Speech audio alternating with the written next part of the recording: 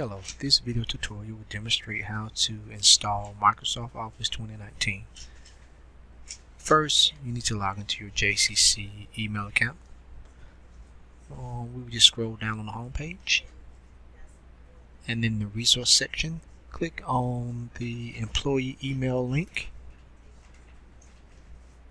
And I'm already logged in already, so you're now looking at my Office 365 dashboard screen, and to the right of the page, hover over the install button, click the chevron or drop down arrow, and we have two options. We have Office 365 apps and other install apps options.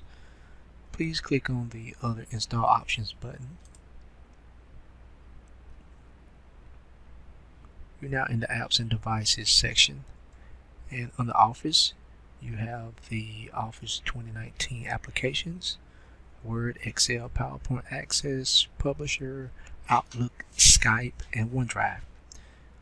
Basically, you would just click the Install Office button. Most computers should have the 64-bit version, and the other option is 32-bit. So it's default at 64, leave it as that. Then click the Install Office button.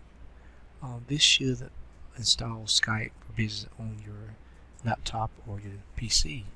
If you do not see Skype, go ahead and go back to the options, and then you will select Skype for Business to install Skype.